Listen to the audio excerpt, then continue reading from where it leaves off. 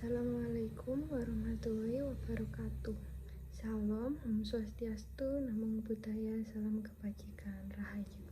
Perkenalkan, saya Adelaide Tamara Putri, NIM 1412399 dari kelas Analisis Produktivitas kelas D. Di sini saya akan menjelaskan model pendekatan produktivitas dengan pendekatan post-batch. Yang pertama, di sini saya akan menjelaskan studi kasus. Pada PT Weltes merupakan perusahaan yang bergerak di bidang manufaktur konstruksi baja. Dalam beberapa bulan terakhir, perusahaan mengalami penurunan produktivitas yang disebabkan oleh meningkatnya biaya produksi, keterlambatan proses pengerjaan dan pengiriman, serta ketidakefisienan penggunaan sumber daya. Oleh karena itu, dilakukan pengukuran produktivitas menggunakan metode post-batch untuk menganalisis efisiensi perusahaan berdasarkan aspek produksi, organisasi, penjualan, produk, tenaga kerja, dan modal. Lalu berikut adalah data keuangan perusahaan yang meliputi aspek produksi, organisasi, penjualan, produk, tenaga kerja, dan modal seperti yang diuraikan pada tabel berikut ini. Selanjutnya, yang pertama ada hasil rasio dan indeks produktivitas produksi. Berikut adalah tabel, dan yang di atas ini adalah grafik dari rasio produktivitas produksi yang menunjukkan nilai tertinggi sebesar 1,46 pada bulan ke-15 dan terendah sebesar 1,31 pada bulan ketiga, dengan nilai rata-rata yang berada di sekitar 1,38 yang terjadi pada bulan ke-5 dan ke-12. Secara umum, hal ini menunjukkan adanya peningkatan produktivitas seiring waktu, meskipun terdapat fluktuasi pada beberapa periode. Lalu yang di bawahnya yaitu adalah grafik indeks produktivitas dari produksi yang menunjukkan nilai tertinggi sebesar 110 pada bulan ke-15 dan terendah sebesar 99 pada bulan ketiga, dengan nilai rata-rata berada di kisaran 104 hingga 105 pada bulan ke-5 dan ke-10.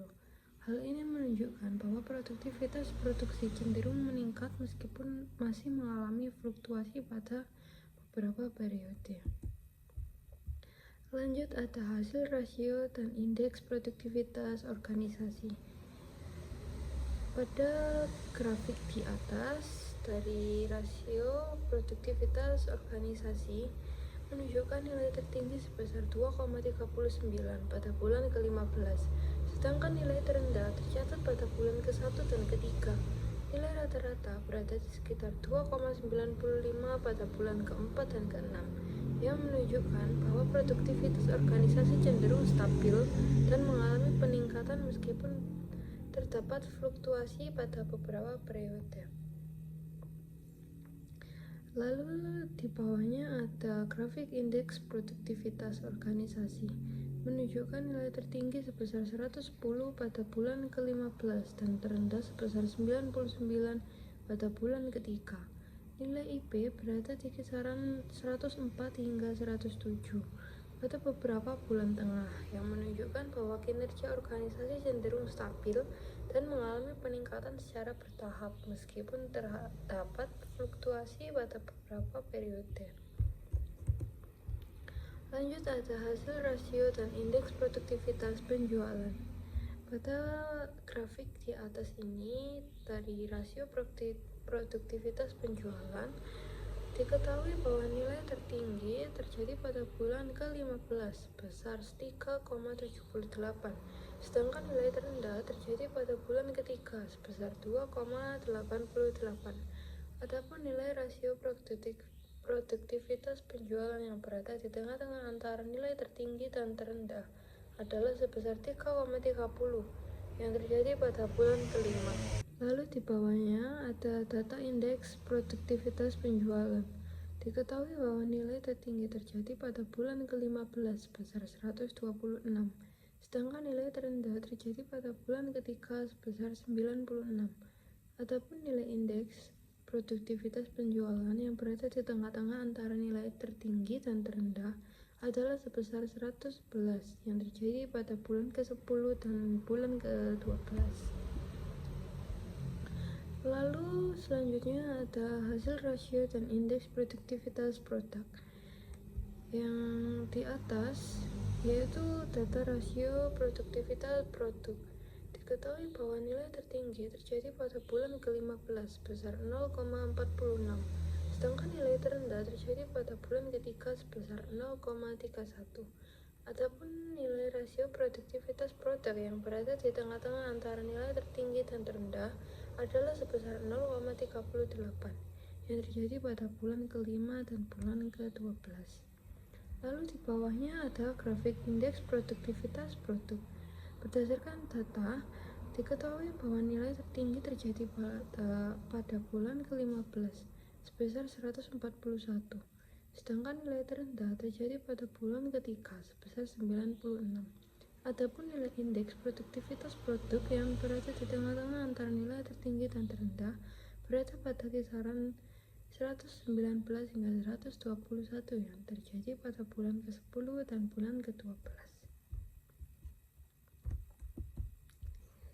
Lanjut, ada hasil rasio dan indeks produktivitas tenaga kerja. Pada grafik di atas menunjukkan bahwa nilai tertinggi terjadi pada bulan ke-15 sebesar 2,39, sedangkan nilai terendah terjadi pada bulan ketiga sebesar 1,92.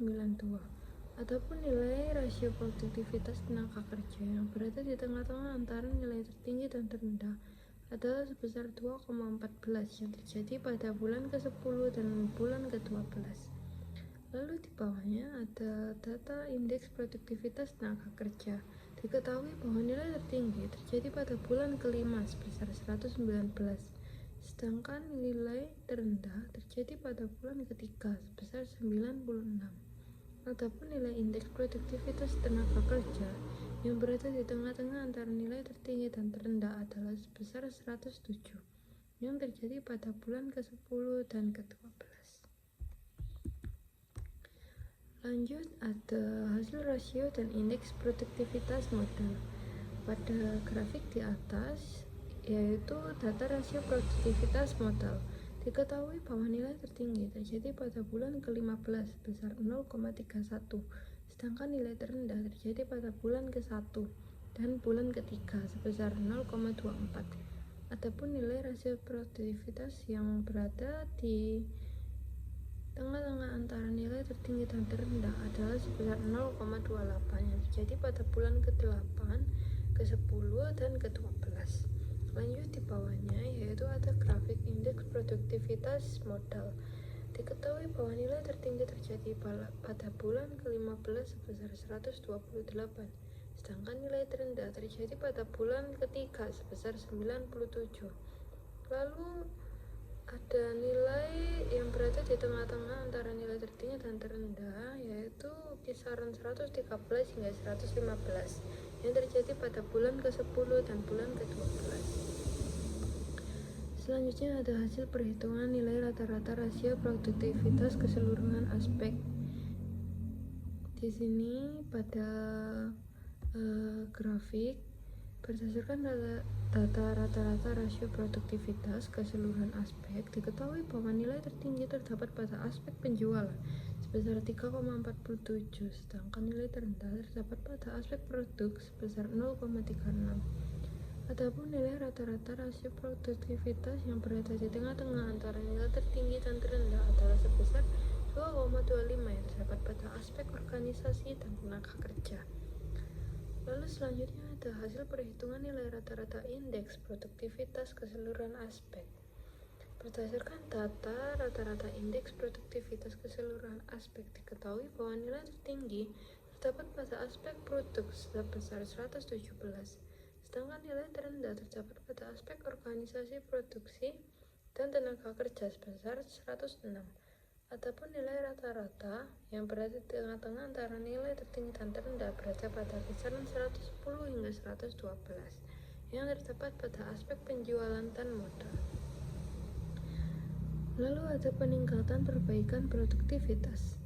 Produktivitas aspek produk dan modal merupakan yang paling rendah sehingga perlu diprioritaskan dalam upaya perbaikan untuk meningkatkan kinerja perusahaan. Pada aspek produk, pengendalian biaya bahan baku. Lalu yang kedua, peningkatan kualitas produk. Dan yang ketiga, pengurangan produk cacat. Sedangkan aspek modal yaitu mengoptimalkan penggunaan aset agar tidak ada yang menganggur. Lalu mengevaluasi investasi supaya fokus pada aktivitas bernilai tinggi dan menyesuaikan kapasitas produksi dengan permintaan pasar. Dan strategi peningkatan produktivitas secara keseluruhan yaitu meningkatkan kompetensi tenaga kerja melalui penelitian dan pelatihan, memanfaatkan teknologi dan otomasi produksi, dan menerapkan sistem manajemen mutu berkelanjutan. Kesimpulannya, secara keseluruhan, produktivitas perusahaan menunjukkan tren meningkat, meskipun sempat berfluktuasi dengan kinerja terbaik pada bulan ke-15 dan terendah pada awal periode. Aspek tenaga kerja dan modal mengalami peningkatan efisiensi, sementara aspek produk tetap menunjukkan tren positif meski tidak stabil. Aspek penjualan memiliki produktivitas tertinggi, sedangkan aspek modal terendah sehingga perlu perhatian lebih. Oleh karena itu, perusahaan perlu terus melakukan evaluasi dan perbaikan agar kinerja semakin optimal dan berkelanjutan. Sekian dari saya, terima kasih. Mohon maaf bila ada salah kata. Wassalamualaikum warahmatullahi wabarakatuh.